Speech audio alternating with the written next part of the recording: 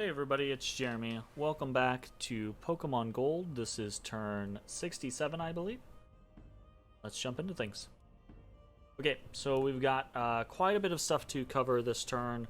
A couple of different decisions, a bunch of different board state scenarios, and some pretty important things. So, let's talk about some stuff. So we're going to go down the list real quick. We've hit Construction 8. Onwards to Alteration 8. Cast Teleport with Kia. Cast Future Fist Exploration. Nice. We built a Rock University. All well and good. Actually found something with the Voice of Apsu. A Wellspring of Secrets. Very good. That's another Water Gem. Nothing with Augury, Auspex, Dark Knowledge, Haruspex, Arcane Probing. We cast Lichcraft. Very cool. Searched for Magic Sites, found nothing. Searched for Magic Sites, found nothing. We actually managed to capture one Blood Slave, so that's funny. And then we have a series of things. So this is Violet City coming in. We did make a deal with Violet City on them taking back their capital. So this is their forces coming back in to take control of that territory. We gave them basically the entirety of their cap circle back. So that's that. That's this. This is us attacking Pewter from Violet City's cap circle. Okay. Easy peasy. This is another attack from Violet City into his capital. And then this is an attack in the Banded Hills. So, this is our big force. Just went up against Province Defense. And this is our Black Belt Go and our Charizard stack raiding. More Violet City and Scarce Hope Wastes. And then this is a big attack from Pewter City attacking Ekrutique. So we get to kind of see this. And it's not really a super interesting battle, but we can see a bit of what Pewter City is doing. And so he's got, notably, he's got a Groudon and a Rayquaza. So Pewter City, and we know this, because we've been fucking fighting him. We fought him over the Lugia. We fought him with the Jirachi, right? He's the one who has all of these different summons, right? So he also has Groudon and Rayquaza. Apparently he went for Thaumaturgy pretty early, and with a massive amount of gems that he has. Because remember, he has over like 200 gems per turn. Not over. Well, no, yeah, I think it's over 200 gems per turn. He's getting a crazy amount of gems per turn, so he's basically shoveling them into legendaries. He's also got some other interesting stuff going on here, right? A whole mess of Arcanines, and Arcanines are actually, they didn't do very much for us, right, versus Olivine City, but Arcanines are actually really dangerous. A bunch of other mixed stuff, some Glaceons mixed in here, right? They actually kill a lot of themselves, right? And then a bunch of other random stuff. So it seems like maybe he is doing some Pokemon, like some Pokeball scenarios, and maybe he's got some trainers for different things, etc. He's obviously got some SP or some EV summoning going on, right? Marowaks are interesting because they are sacred. So let's watch this real quick. This isn't really going to be much of a battle, but we can see a couple things that happen immediately. So one of the things is Heat from Hell is up from the Groudon, right? And the Rayquaza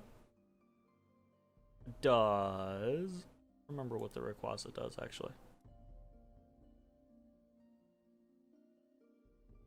I would have to...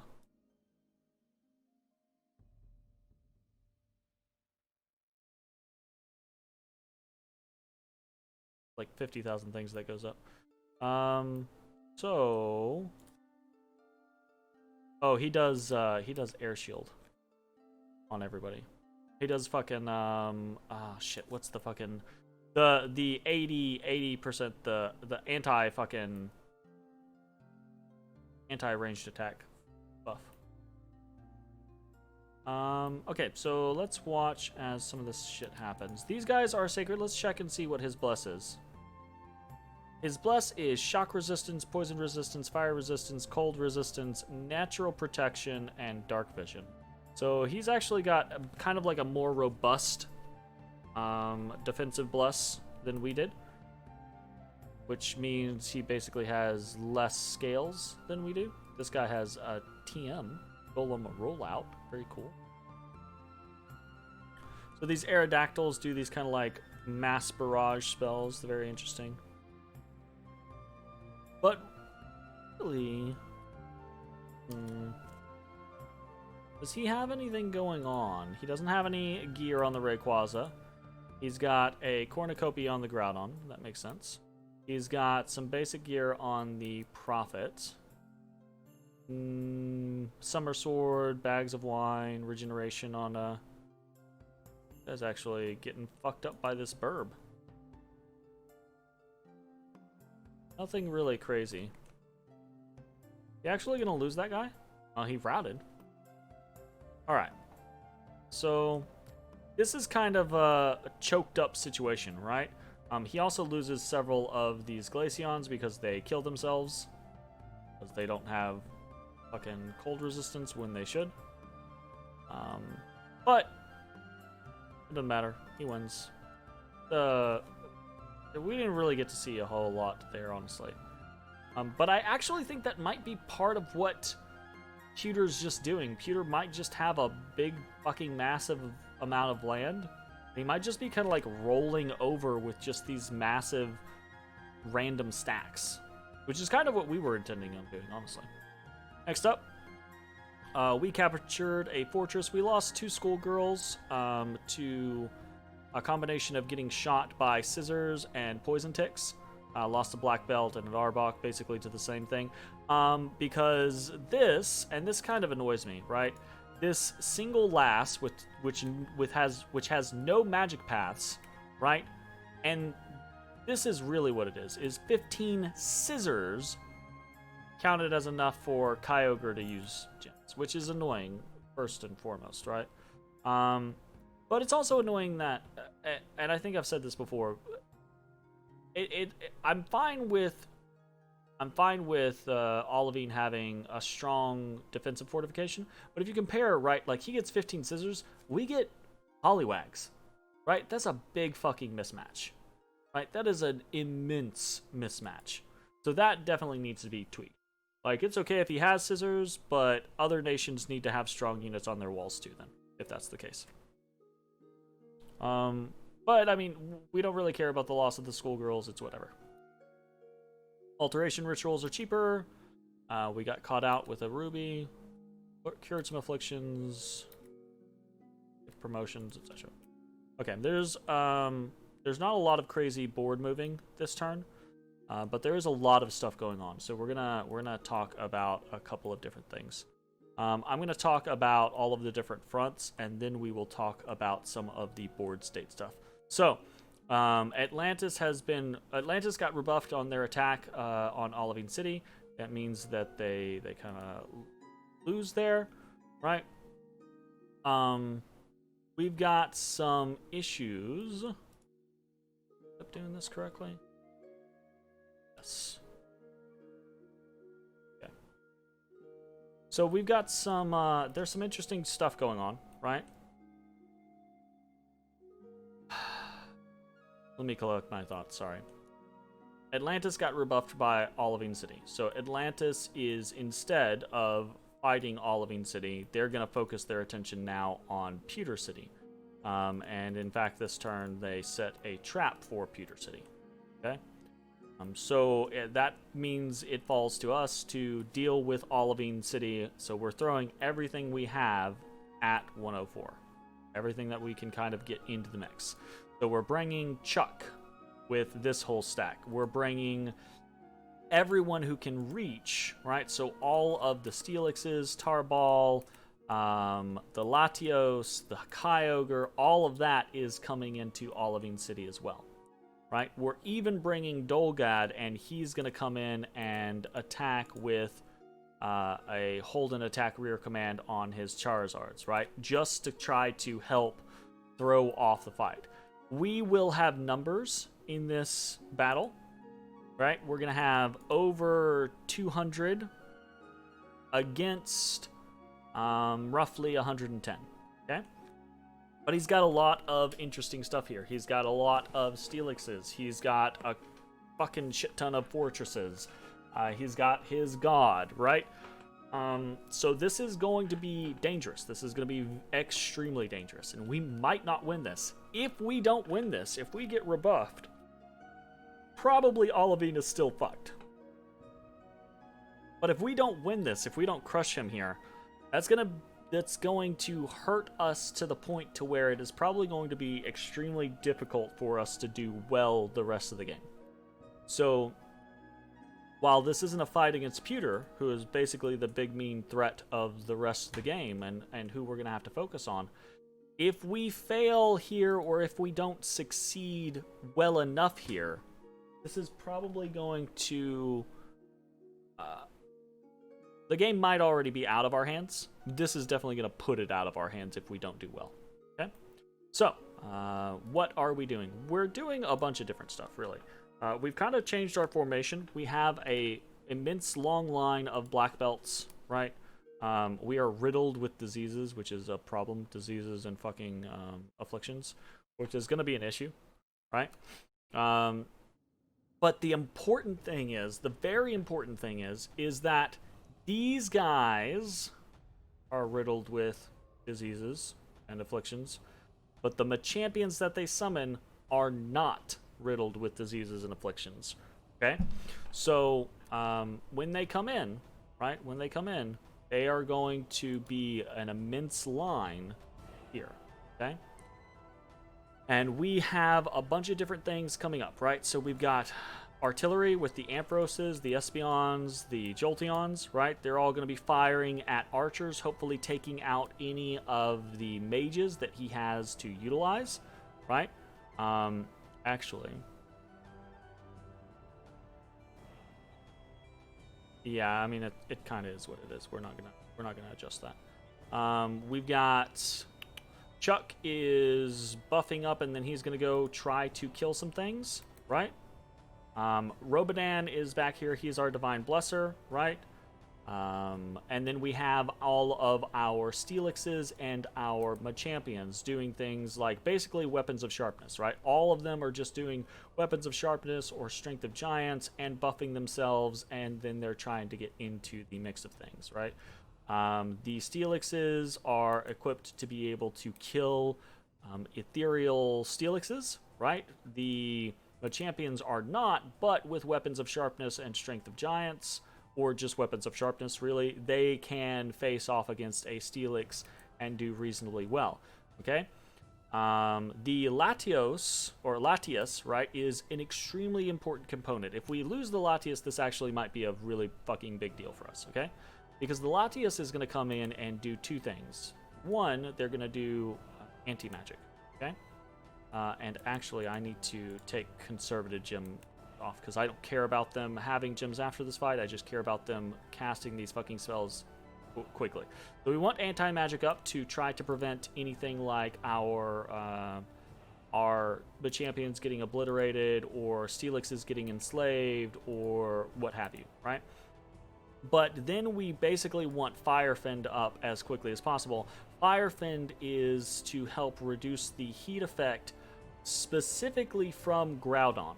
Right, Groudon has the heat from hell effect, and my hope is that a combination of fire resistance on what we already have, right? Keep in mind we already have, oh, no, we don't. Many of our units already have fire resistance, and then, does our Bless not have fire resistance? I don't remember if our Bless has fire resistance. Yeah, no, we don't have fire resistance on our Bless. But many of our units already have fire resistance. Like a lot of our black belts already have 5 fire resistance, so adding 5 fire resistance onto the mix of things hopefully is gonna help, right? Basically, the Steelixes will be just fine. The Machampions will, have more resistance, etc. So that's what Latias is there to do, and then afterwards it's kind of whatever. Also, Latias auto casts Quickening. So hopefully that's really going to help as well. Okay?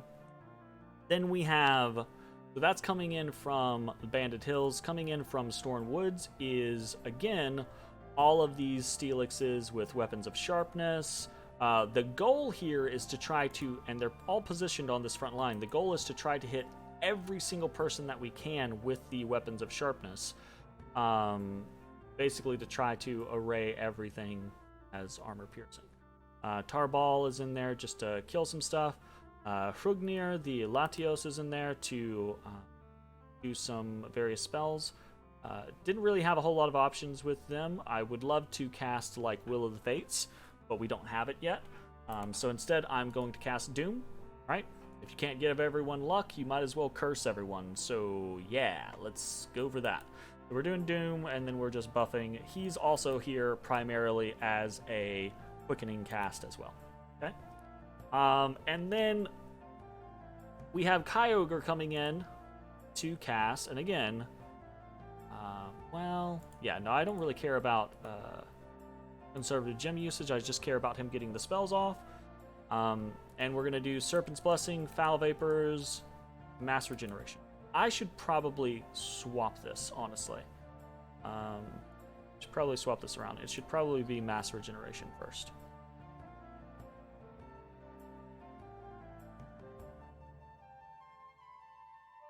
Serpent's Blessing, Foul Vapors. Okay. So we're going to do it that way and see how that goes. Fingers crossed. I'm hoping a Mass Regeneration is going to cause us to basically fucking roll this, but who knows, man, who knows. We're going to have 1, 2, 3, 4, 5, 6, 7 extremely thugged out, very hard-hitting, killy, magic damage individuals. I don't know how many Steelix champions he has left and at the ready. He might have more than that. He might have them all geared out. He might have a couple of different guitarist units. I don't know. We've got a lot to worry about, honestly. This is extremely dangerous. But we're going to see how it goes. So aside from that, we're moving Zenville and the priests and schoolgirls into Gnome Peaks, and then we're actually hitting Wiglia into Vipitre. So, what's up? This is the Violet City front, which is basically no longer a front because it now belongs to Violet City, so we can take that away. And then we have over here in Saffron City, not a lot is going on except we are going to have another Steelix champion next turn. Fingers crossed. Really, we had very, very low money this turn. And all of it's basically getting spent on a fortified village here. So not much is happening in other locations. So nothing there. Vilgo is moving out into another location. We're not equipping him. We're just kind of like letting him go. We're doing a bunch of site searching again. Over in Three Pine Grove, we are moving Ininu down to Viridian City. And we've got some Butterfrees finally. So here's what a Butterfree looks like. We've got Bug Buzz. And these guys are actually pretty interesting. I really would like, they've actually got 26 hit points, current of 13 because we just got them this turn. So they still have Metapod health. But 26 hit points is pretty good. They've got Poisonous Skin, which is actually pretty decent. And they're stealthy. They're stealthy flyers, 28 map move. So these guys are actually pretty interesting, and they're sacred. I would love to get more of them going. That might be something that we try to focus on in the future. But anyway, so in Viridian City, not a lot going on here, except... I didn't actually do this yet, my bad. What we're going to be doing is... Oh, no, I did do it already. So we have entered into the Pokemon University. So all of these units are going to level up quite a bit faster, which is pretty cool. And useful because... Well, actually, I'll talk about that in board state here in a second. We're moving Lobomator down into Bonelands, and then we're going to be attacking into these two next turn, probably. gonna start raiding around. And over here we have Limerick attacking into Typhia. I don't know if he's gonna try to, I don't know, like maybe mind hunt me or something like that. That might be something that he considers worthwhile. If he does, then he will probably succeed. Our black belt goes have very shitty magic resistance. But if he does, whatever. I'm basically like testing the waters at this point, so we'll see how it goes. Moving onwards, in Impassable Mountains, we're not really doing anything. We're recruiting a few Mareep, but nothing else is really changing.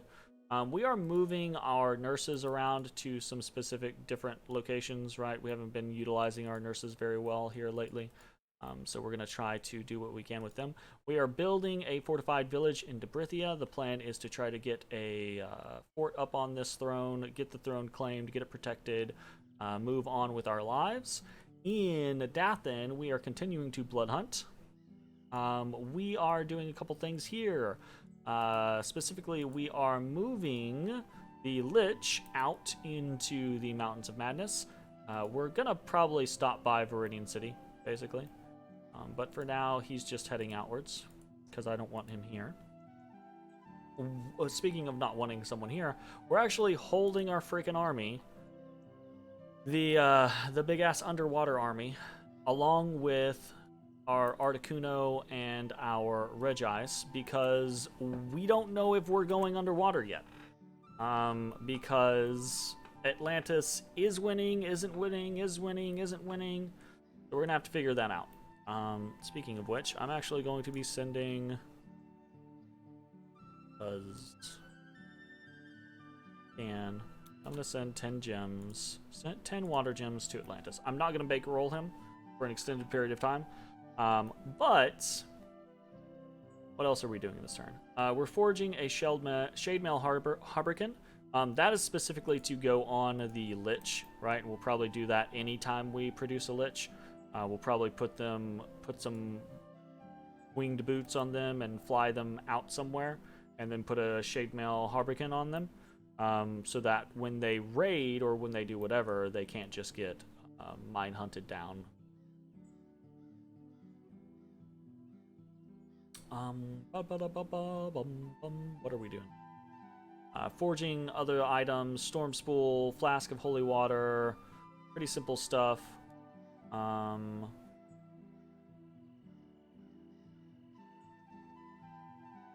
Pretty much it. We're not really like casting any big... It's okay, so that is something. We are construction 8 this turn. So let me actually do this.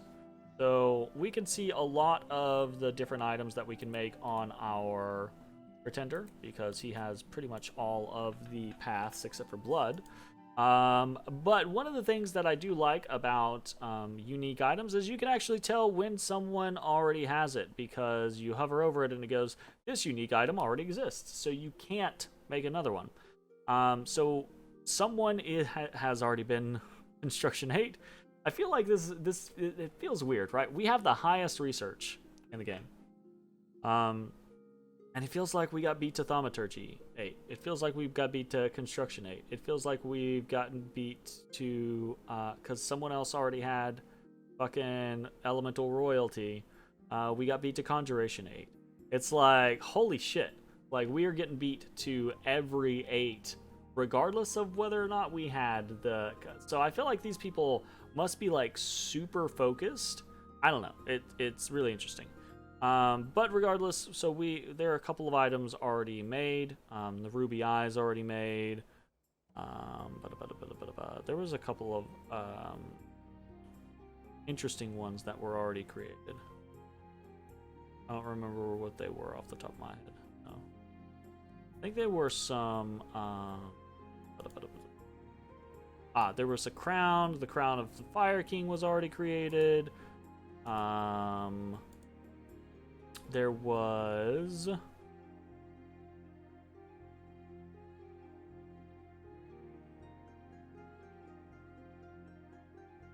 something else. The Rod of Death, right? The one that does Control Dead. Where's the one that does... Is that an item? The one that does life after death. That one's already made. Is that a... That's a crown? That's like a staff, isn't it?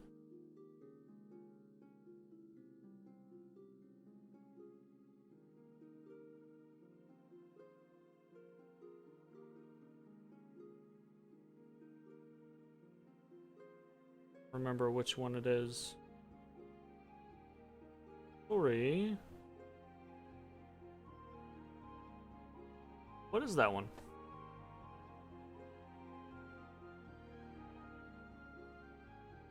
This is like bugging me now. I can't remember which one. Ah, the Ankh. That's what it is. It's life after death. There we go. Okay, so we've got a couple already made. Ruby Eye, Ankh, right? Some of the big ones. We actually don't really have enough gems to do some of the ones that we would want to do at the moment. So one of the ones that we're doing is we're going to go ahead and forge the Alchemist Stone. So the Alchemist Stone is a pretty, I don't know, it's an interesting one. I'd love to get Dropnir because I'm money hungry, and 200 gold per month is, in my opinion, well worth 40 Earth Gems. Or at least it would be if I had fucking Earthblood Deepwell. But the Alchemist Stone gives you an alchemy bonus of 50%, so it makes it a bit more efficient. So I say that. I'm not sure if it actually... So this might be one of those items like, you know, like a Shade Mail Harbican doesn't give you a bonus, it gives you stealth. So even if you don't have stealth, you have stealth with a Shade Mail Harbican on. I don't know if Alchemist Stone is like that in the concept of like bonus only works if you already have it. So I guess that would be like if you already I don't know if that's the case or not. So I'm making it primarily because it's cheap and because I want to see if it does give you a better alchemy overall, because I think if that's the case, it could probably be pretty useful because we have pretty good gem income. We just don't have it focused in all of the locations that we need. So this is just something that we're going to do. We're going to look to take opportunities to make some of these unique items when we can, but we're not going to go crazy with it. Okay? If we see a good opportunity to take something, then we will. All right.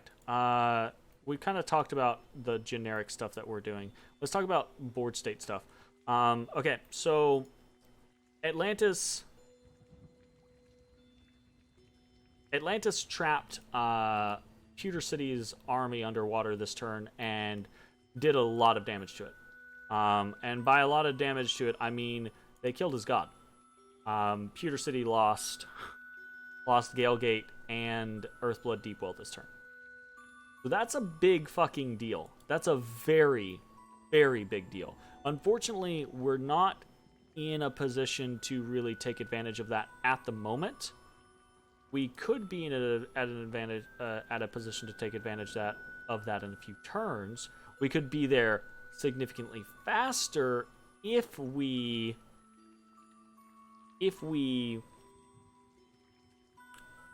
Alchemist Stone actually works, right?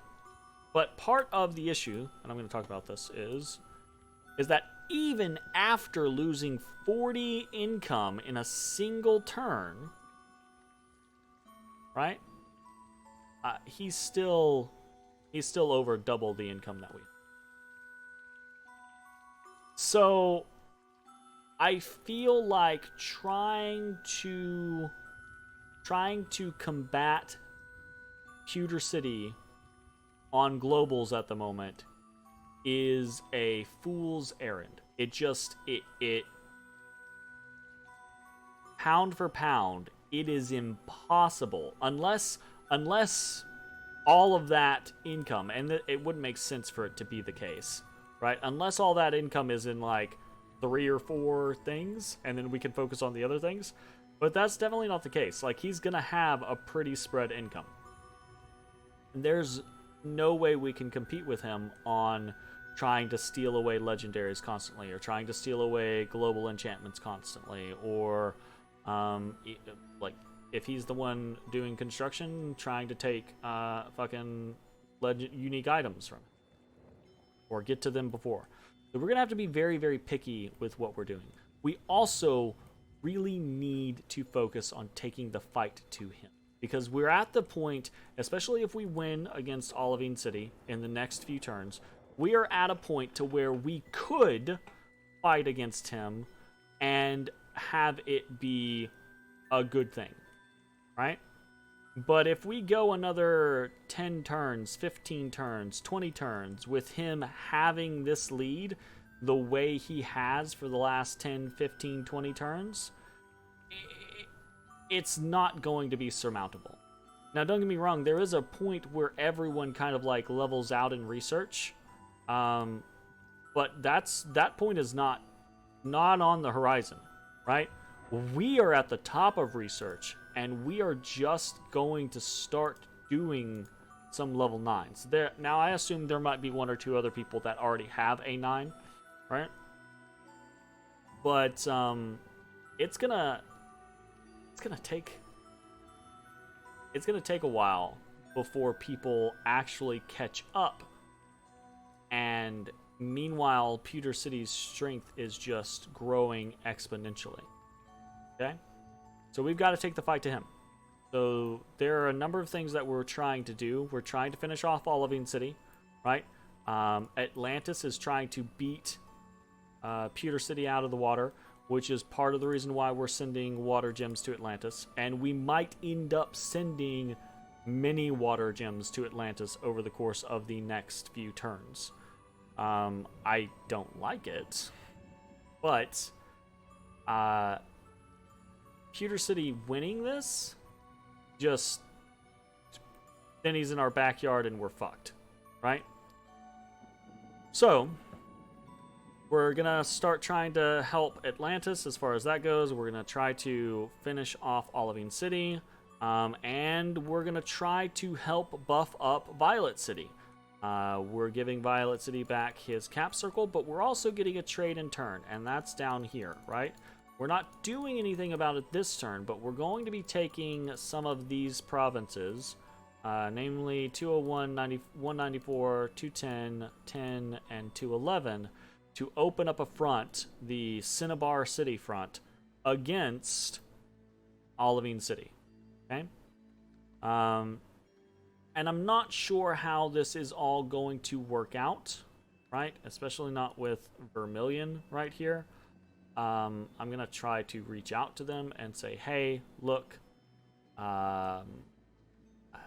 you want to try to like focus on 141 and maybe hold that, right? And then like I go the Cinnabar route, or I don't know, right? I don't want to exclude Vermilion. I would love to bring them into the fold, right? To the point to where I might even be willing to like give up a little bit of land here or there. Celadon is so occupied trying to rebuff Ekrutik City that I don't think there's anything that they can do as far as Pewter is concerned. So we're going to try to get flyers into his territory. We're going to try to get stealthers into his territory. And we're going to open up a front, and we're going to drive into that front with a whole lot of shit. That's the general idea anyways. So, it should be an exciting next couple turns, right? An exciting, this should be an exciting fight. We should have some excitement from the aftermath. Whether we win, there's going to be aftermath. Whether we lose, there's going to be aftermath, right? We're in a very weird, sprawled out kind of like fucking crescent moon empire. If we do win, if we lose, we're basically fucked up here, and he's going to be able to chase us down and chase us out of his territory. But at the same time, I mean, he kind of fucked himself because he destroyed all of his infrastructure. So it's not like he's going to come back. He's just going to push us off, and we're all going to lose, right? Basically is the scenario. So, all right. That's pretty much it. We've got a lot of stuff that we can do. I need to I need to do some fights. I need to get some. I need to free up some upkeep. I need to get some people killed. I need to get a lot of Pokemon killed. But hopefully we're gonna have some options for that pretty soon. So there's a part of me, right, that says if we can just hold Pewter City for now, right, and I can prep correctly, I might just be able to wash over Vermilion in like a matter of turns. It's possible, especially like if these armies win down here in Olivine, if they resoundingly defeat Olivine, right? I might be able to just come up here and just be like, collapse from the south, drive in from the north, and in a matter of a few turns just destroy Vermilion City. I don't know that that's what I want to do, because even if I do it well, it's still going to cost me, right? But at the end of the day, that would be way easier or simpler. Maybe not easier, but that would be way simpler to coordinate and move forward, or to progress forward into Pewter City than it would be to kind of like try to coordinate things with Vermilion. So it's something that I'm keeping in mind, but it's not something that I really want to do. Okay? Oy vey. There's so much stuff happening in this game all the time. This was an immense turn for Pewter. I say immense. It's probably honestly a bigger deal that he lost his guard. He lost his god. He lost. Can I show this? Just.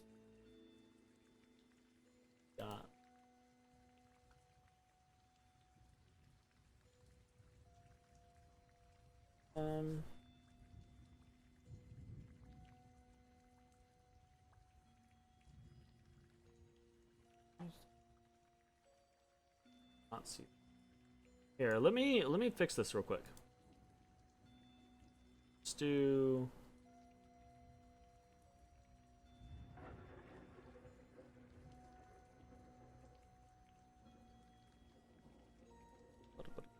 I have to add a capture real quick.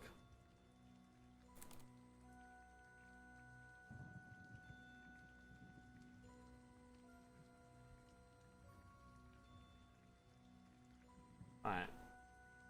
So this is part of the information. This is what we got from Atlantis. He was very specific to be careful to not show us what he lost. But yeah, the loss for Pewter was pretty severe. He lost a Celebi, which is a mass regeneration. He lost a Jirachi, which is a Will of the Fates. He lost 2 Basalt Kings that he had stolen. Lost a Naiad, 9 Swimmers, a Titan of the Mineral, which is his god, right? And then a bunch of various bits and pieces, right? But this comes with some obvious scenarios, right? Because a lot of these are not underwater units. So there's gear in here, allowing for units to breathe underwater that he lost, right? He lost a good chunk of underwater units, right? This is a sizable army. But the army is replaceable. We've seen him. He has dozens and dozens of armies. And in fact, like, we can actually pop over to we can pop over to the statistics. Oh, shit. Sometimes Streamlabs, you drive me crazy. I can't see my cursor now because of the freaking like, you guys can see it, but I can't see it on my screen because of the overlay. Okay, so anyways, if we check these score graphs, army size, we can see that loss was just a bare dip for... I mean, it's still a big loss, but it's a bare dip for Pewter on his overall army size. Okay? So that's something to keep in mind. Is that it's a big loss for him, but it wasn't like a smashing loss as far as units go, but it was as far as his god, and these legendaries. Now, I don't know. This is something to actually consider. I don't know if legendaries dying in this mod frees them up and they can be summoned again, right? I don't know if that's a thing, or if it's, oh, this creature's dead, they're gone. So I don't know. And normally I would say it's absolutely, they're dead, they're gone.